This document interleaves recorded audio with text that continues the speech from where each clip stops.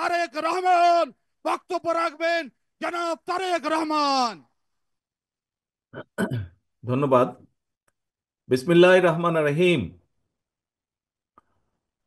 শহীদ জিয়া স্মৃতি football tournament 24-এর final খেলার অনুষ্ঠানের সম্মানিত সভাপতি জনাব আসাদুল হাবিব দুলু, মঞ্চে উপস্থিত বিশেষ অতিথি, সম্মানিত বিশেষ অতিথি স্থায়ী কমিটির সদস্য জনাব আব্বাস, উপস্থিত বিভিন্ন জেলার নেতৃবৃন্দ, লালমনিরহাট জেলা সহ রংপুর বিভাগের জেলা বিএনপির বিভিন্ন পর্যায়ের নেতৃবৃন্দ এবং আমার সামনে উপস্থিত খেলোয়াড়বৃন্দ এবং মাঠের চারপাশে উপস্থিত লালমনিরহাট জেলার প্রিয় ভাই ও বোনেরা, আসসালামু আলাইকুম। আজকে আমরা এখানে সকলে উপস্থিত হয়েছে এই শহীদ জিয়া স্মৃতি ফুটবল টুর্নামেন্ট 24-এর যে চূড়ান্ত খেলা, ফাইনাল খেলা, সেই খেলার অনুষ্ঠানে আমরা উপস্থিত হয়েছি। প্রথমেই আমি আন্তরিকভাবে ধন্যবাদ জানাতে চাই এই খেলা বা এই টুর্নামেন্টের যারা আয়োজন করেছেন, বিশেষ করে আজকের এই অনুষ্ঠানের সভাপতি বা প্রধান যে পৃষ্ঠপোষক এই টুর্নামেন্টের জনাব আসাদুল হাবিব দুলু, যাকে আমরা দলের ভেতরে লালমনিরহাটের দুলু হিসাবে চিনে থাকি। সেই দুলুকে আমি আন্তরিকভাবে ধন্যবাদ জানাতে চাই এরকম একটি সুন্দর একটি অনুষ্ঠান, একটি টুর্নামেন্ট আয়োজন করার জন্য। একই সাথে তার সাথে যারা কাজ করেছেন সকলকে আমি ধন্যবাদ জানাতে চাই। প্রিয় ভাই বোনেরা, সম্মানিত প্রিয় উপস্থিতিবৃন্দ, আজকের এটি হচ্ছে এই টুর্নামেন্টের ষষ্ঠতম আসর। এটা রংপুর, আমরা কম বেশি সকলেই জানি যে রংপুর বিভাগের যে 10টি রাজনৈতিক জেলা আছে আমাদের, সেই জেলাগুলো জেলা হিসাবে এই টুর্নামেন্টে অংশগ্রহণ করে থাকে এবং জেলা বিএনপি একাদশ নামে পক্ষে এবং বিপক্ষে খেলোয়াড়রা খেলে থাকে এখানে। আজকের এই খেলায় অংশগ্রহণ করছে, ফাইনালে এসে অংশগ্রহণ করছে রংপুর মহানগর বিএনপি এবং পঞ্চগড় জেলা। আমাদের রংপুরের শামু এবং পঞ্চগড়ের আমাদের আজাদ, তারা আশা প্রকাশ করেছে প্রত্যেকের অবস্থান থেকে যে জিতবে। দেখা যাক ইনশাল্লাহ কারা জেতে। প্রিয় উপস্থিতিবৃন্দ, প্রিয় ভাই বোনেরা, এই খেলাটি শুরু হয়েছে, এই টুর্নামেন্ট শুরু হয়েছে 2015 সাল থেকে।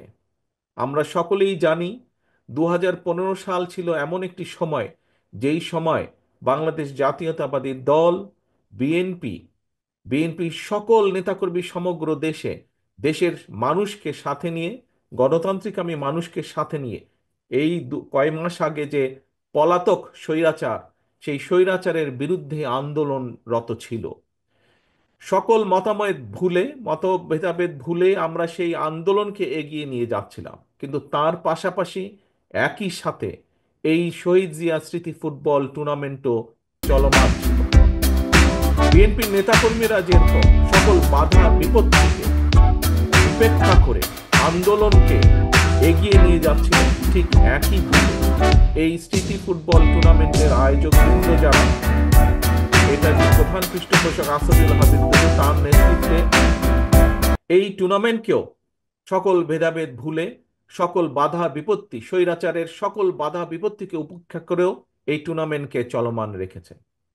প্রিয় ভাই বোনেরা, সম্মানিত উপস্থিতিবৃন্দ, আজকে এই মাঠে যেমন খেলা হচ্ছে, আবুল কাশেম মহাবিদ্যালয় মাঠে, এই মাঠে আজকে যেরকম এই ফুটবল টুর্নামেন্ট হচ্ছে, আমরা একটু পরেই ফুটবল টুর্নামেন্ট দেখব।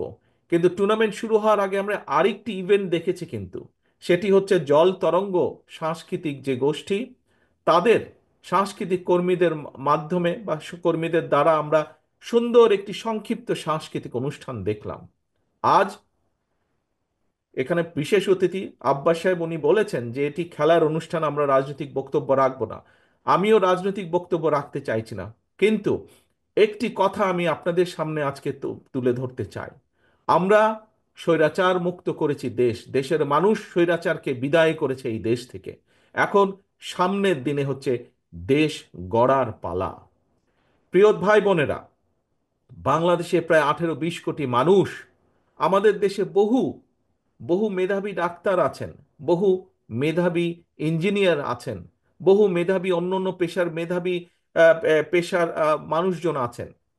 বাট কিন্তু আমি মনে করি একজন রাজনৈতিক কর্মী হিসাবে এই দেশের একজন সন্তান হিসেবে, বাংলাদেশের সন্তান হিসেবে আমি মনে করি আমাদের শুধু মেধাবী ডাক্তার বা ইঞ্জিনিয়ার বা আর্কিটেক্ট থাকলেই চলবে না।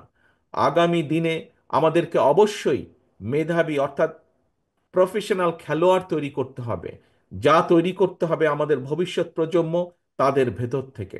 আমাদেরকে আগামী দিনে ভালো সাংস্কৃতিক ব্যক্তিত্ব তৈরি করতে হবে, এবং চা যদি তৈরি করতে হয় আমাদেরকে সেই পরিকল্পনা গ্রহণ করতে হবে।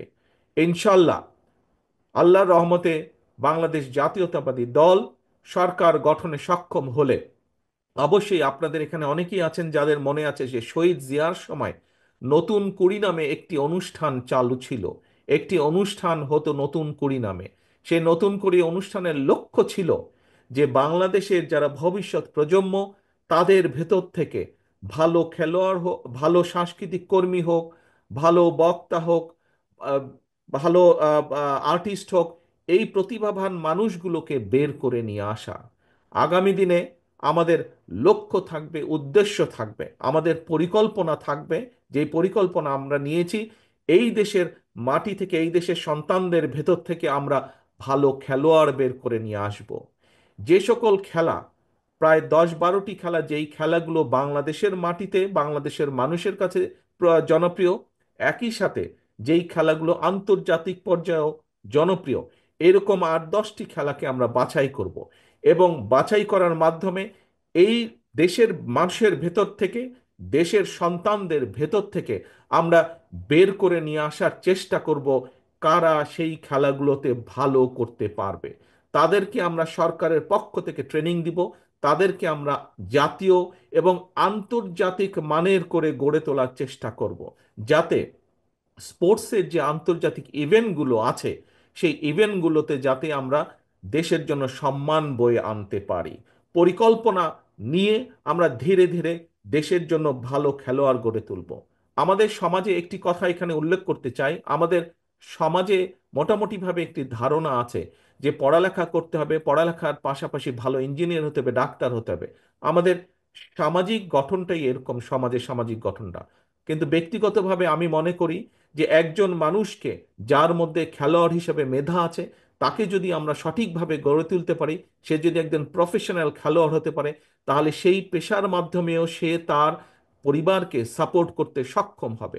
ঠিক একইভাবে আমরা যদি একজন ভালো সাংস্কৃতিক প্রফেশনাল সাংস্কৃতিক কর্মীও গড়ে তুলতে পারি, তাহলে সে সংস্কৃতির মাধ্যমে হতে পারে সে একজন বাদ্যযন্ত্রের সাংস্কৃতিক হতে পারে, সে একজন ভালো নাচ করতে পারে, সে ভালো গান গাইতে পারে, একজন খেলোয়াড় সে ফুটবলের হতে পারে, সে ভলিবলের হতে পারে, বাস্কেটবলের হতে পারে, ক্রিকেট প্লেয়ার হতে পারে। অর্থাৎ আমরা যদি প্রফেশনাল খেলোয়াড়, প্রফেশনাল সাংস্কৃতিক কর্মী গড়ে তুলতে পারি, তাহলে বহু মানুষের কর্মসংস্থান করা যাবে। একই সাথে আমরা এই যে ভবিষ্যৎ প্রজন্ম, যাদেরকে আমরা খেলোয়াড় হিসেবে গড়ে তুলব, যাদেরকে আমরা সাংস্কৃতিক কর্মী হিসেবে গড়ে তুলব, তাদেরকে শিক্ষা দেওয়ার জন্য আমরা অনেক শিক্ষক পর্যন্ত, শিক্ষকের কাজ পেতে পারেন এরকম অনেক ব্যক্তিকেও আমরা কর্মসংস্থানের ব্যবস্থা করে দিতে পারবো।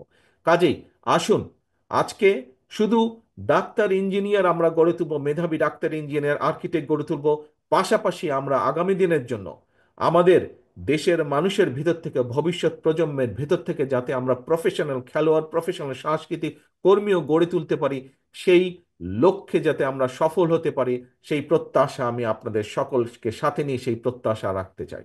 পরিশেষে আমি আবারও এই টুর্নামেন্টের যারা আয়োজক, বিশেষ করে দুলু সাহেব সহ যারা আয়োজক, তাদের সকলকে ধন্যবাদ জানাতে চাই। এবং যে সকল জেলা থেকে এখানে একত্রিত হয়েছেন নেতৃবৃন্দ, আপনাদেরকে অনুরোধ করব, আপনারা আজ এখানে যা দেখে গেলেন, আপনারা দয়া করে চেষ্টা করবেন নিজ নিজ এলাকাতেও যেন এই ধরনের টুর্নামেন্ট অনুষ্ঠানের আমরা আয়োজন করতে পারি। এবং একই সাথে আমি টুর্নামেন্ট আয়োজনকারীদেরকে একটি অনুরোধ করব যে আগামী দিনগুলোতে যখন এই টুর্নামেন্ট চালু থাকবে, আগামী দিনগুলোতে যখন আপনারা আরো অনুষ্ঠানের আয়োজন করবেন, আপনারা দয়া করে চেষ্টা করবেন যে দেশীয় খেলোয়াড়দেরকে এই খেলাগুলোতে অংশগ্রহণ করানোর জন্য। আর দেশীয় যারা আছে তাদের ভেতর থেকে ভালো খেলোয়াড় যাতে বের করে আনা সম্ভব হয়, এই দিকে দয়া করে দৃষ্টি রাখবেন। পরিশেষে আবারও সকলকে আন্তরিকভাবে ধন্যবাদ জানিয়ে টুর্নামেন্টের সফলতা কামনা করে আমার বক্তব্য শেষ করছি। আল্লাহ হাফেজ। বাংলাদেশ জিন্দাবাদ। বাংলাদেশ জাতীয়তাবাদী দল জিন্দাবাদ। আসসালামু আলাইকুম।